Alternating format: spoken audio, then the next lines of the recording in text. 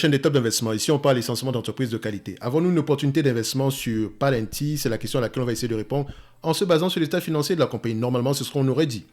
Alors, si vous vous rappelez bien, on a fait l'analyse de cette compagnie-ci il y a quelques temps sur le plan quantitatif. Aujourd'hui, on va parler des résultats financiers exclusivement, d'accord? Donc, on va essayer, elle a publié ses résultats financiers, on va essayer de voir à peu près ce qui s'est passé ici. Est-ce que notre avis va changer par rapport à ce qu'on a eu la dernière fois? Parce qu'ici, ça fait moins de 3 jours ici qu'on a fait cette vidéo-ci. Donc, on va aller sur les rapports financiers ici. Donc, elle a publié ses rapports financiers annuels pour 2022. Alors, qu'est-ce qui s'est passé en 2022? Ici, on voit qu'il y a une croissance des revenus, c'est parfait. Et comme je l'ai toujours dit, il faut savoir, la croissance des revenus, c'est bien, mais pourquoi est-ce qu'il y a une croissance des revenus? Est-ce qu'il s'explique ici dans les rapports financiers pourquoi est-ce qu'ils ont une croissance des revenus? Comme je l'ai toujours dit, quand on lit les rapports financiers, il y a 3 documents qui viennent. Vous allez voir ici, ça c'est la note ici de presse qu'on partage à tout le monde. Généralement, vous allez voir ça sur tous les sites. Deuxièmement, il y a les rapports financiers en eux-mêmes, d'accord, dans le 10Q. Et troisièmement, vous avez comment on appelle ça?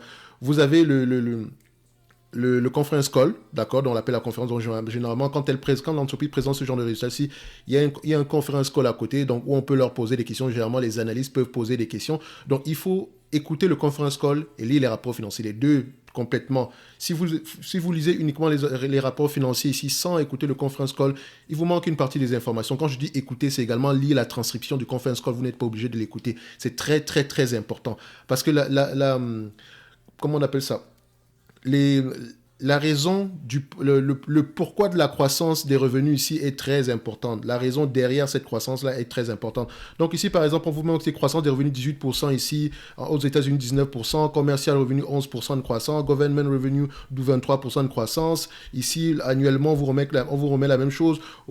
Annuellement, ici, on a des revenus de 24%, croissance de 24%, revenus issus uniquement des États-Unis, donc de 32%, commercial revenu ici, donc 29%, uniquement le même niveau, le même segment, mais aux États-Unis, c'est 67%. Donc, comme government revenu ici, c'est 19%. Le même segment aux États-Unis, c'est 22%. Donc, on peut déjà voir ici que les États-Unis pèsent énormément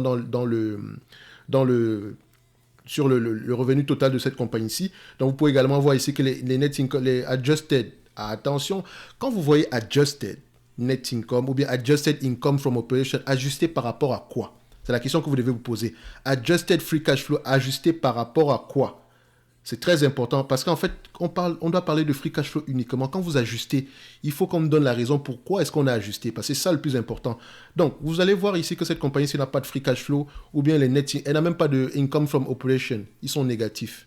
Mais elle va vous mentionner ici que ça représente 22% de marge. Vous allez vous dire que l'entreprise est rentable. Alors, je pense que je l'ai déjà mentionné sur la vidéo précédente. Et quand je reprends toujours une chose, je me réserve le droit de me tromper. D'accord? Donc ici, si vous avez des doutes, allez-y, regardez, vous avez les rapports devant vous. D'accord?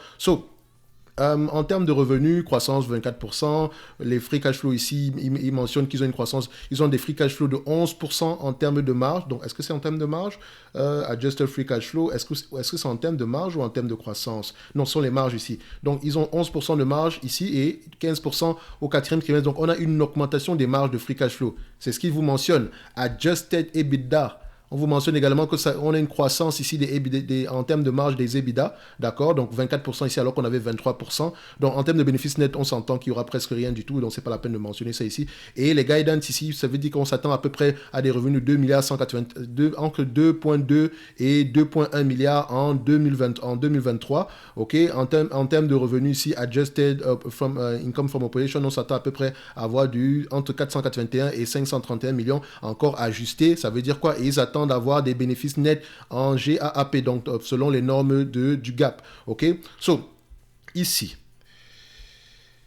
comme je vous l'ai dit, c'est la lecture, c'est le plus important, c'est de retrouver les détails. Adjusted de quoi?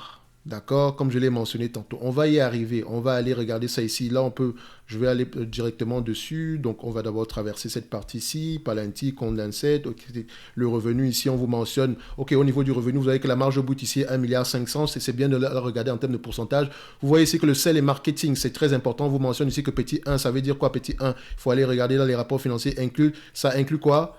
Paiement en action, paiement en action aux employés, d'accord? Donc, c'est-à-dire qu'on a rémunéré les employés ici avec des actions, ok? Donc, c'est ce qui est inclus à ce niveau-ci, ok? On va en reparler tantôt, OK? Donc, ces 700 millions, ça augmente par rapport à l'année précédente. Mais comme je l'ai dit, il faut le regarder en termes de pourcentage pour voir quel est l'impact ça. Parce que vous pouvez voir 700 millions ici, une évolution, mais en termes de pourcentage, c'est moins élevé parce que le revenu a augmenté. Vous voyez ici qu'en termes de volume, la recherche et le développement a baissé. Pourquoi? Ça reste un logiciel, hein. Donc, à la fin de la journée, pourquoi est-ce que la recherche et le développement baisse? Est-ce qu'on n'a pas traficoté ça un tout petit peu pour avoir des bénéfices nets entre parenthèses ajustés un tout petit peu plus élevés? Vous voyez ici que général administratif, dont les employés, le salaire, etc., on a une diminution. Pourquoi? Très important. Pour une compagnie en croissance, est-ce que ça veut dire que ça va continuer à diminuer? Est-ce qu'on a atteint la vitesse de croisière, etc. OK? Les dépenses totales ici, vous voyez 1,6 milliard, etc. On n'a presque rien gagné ici. Donc, on continue. Le nombre d'actions va augmenter, notamment parce qu'on paye les employés avec des actions. Donc, c'est une dilution. N'oubliez pas ça ici. Donc, vous voyez à peu près le stock-based compensation ici. On vous mentionne que, voilà, à peu près pour le sales and marketing, dont les employés ici, la force de vente, on les a rémunérés pour 196 millions ici en actions. Pour la recherche et le développement, on les a rémunérés ici pour 93 millions de dollars en actions. Et pour les salaires généraux d'administration ici, pour tout ce qui concerne l'administration ici, les salaires pour les autres employés autres que ces segments d'activité ici, on les a rémunérés pour l'ordre de 230 millions ici. D'accord? Ça, c'est la dilution. Donc, on a émis pour 564 millions de dollars en termes d'actions. On a émis. D'accord? Donc, on continue ici. Donc, vous voyez que le bilan financier ici, il est solide. Le revenu, le cash ici a augmenté. Vous voyez ici que le current asset par rapport au current liability ici est très, très élevé. On a près de 2,6 milliards ici de différence. Donc, voilà.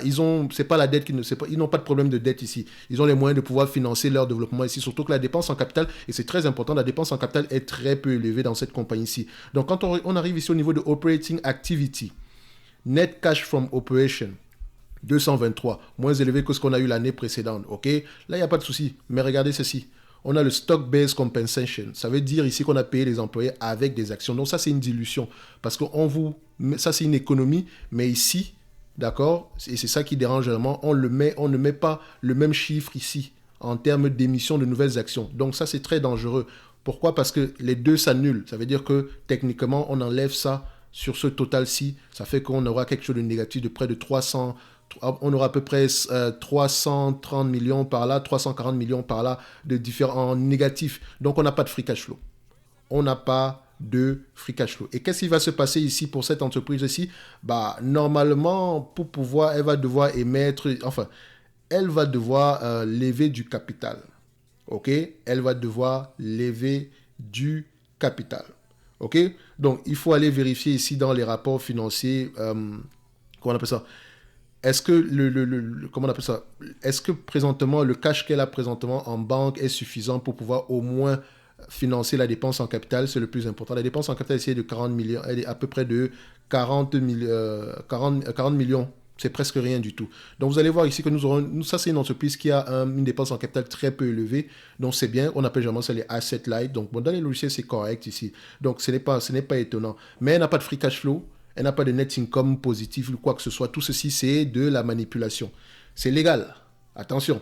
Donc, ne vous faites pas avoir. Cette entreprise-ci n'est pas rentable. Elle n'a pas d'adjusted operating margin. Vous devez enlever cette partie-ci. Ça revient en négatif. Il n'y a rien du tout ici. Même ici, négatif. Quand vous allez voir adjusted EBITDA également, vous voyez, l'adjusted EBITDA, si on les ajuste, free cash flow margin adjusted, techniquement, vu que dans les operating activity, on a négativement, quand on enlève les stock-based compensation, on a quelque chose de moins ici. Donc, c'est-à-dire que ça sera négatif également. Quand on arrive au niveau des EBITDA ici, regardez, la partie, on enlève le stock-based compensation, on a moins 100 millions ici. Donc, elle ne rapporte pas d'argent.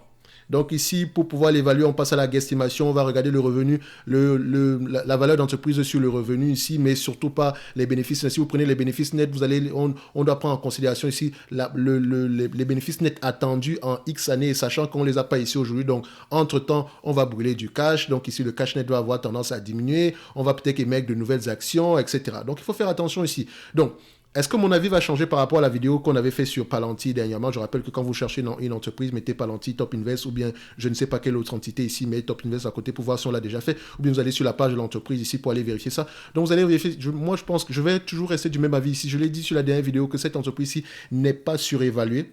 Quand vous l'achetez en date d'aujourd'hui, la croissance future n'est pas encore inclue. Et encore, ça pourrait bien se passer si les marges sont respectées, si la croissance est élevée dans le temps. OK? Mais ça reste encore très, très spéculatif. Et je vous l'ai dit que ce n'est pas encore rentable. OK?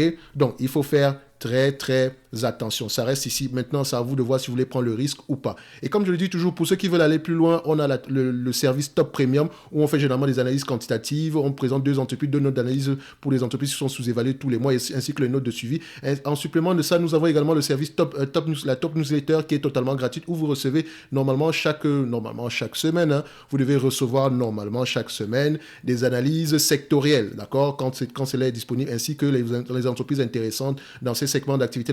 Dernièrement, on a reçu ici, dans cette semaine, on a reçu l'analyse sectorielle ici concernant le secteur des banques aux États-Unis. Je vais bien parler, quand je parle des États-Unis ici, vous pouvez l'appliquer notamment en Europe. Il n'y a pas vraiment de très grandes différences. Par exemple, quand le secteur immobilier ne se comporte pas bien aux États-Unis, les raisons sont lesquelles? Inflation, augmentation des taux d'intérêt, etc. En Europe, c'est la même chose. Donc, quand je sais qu'il y a quelqu'un, on m'a posé la question tantôt, est-ce que je peux le faire pour l'Europe également? Le temps, les amis, je ne peux pas tout faire. One man band, je ne peux pas tout faire. Je dois me concentrer, je dois être efficace, donc me concentrer uniquement dans la zone qui m'intéresse moi personnellement sur le plan fiscal, ok?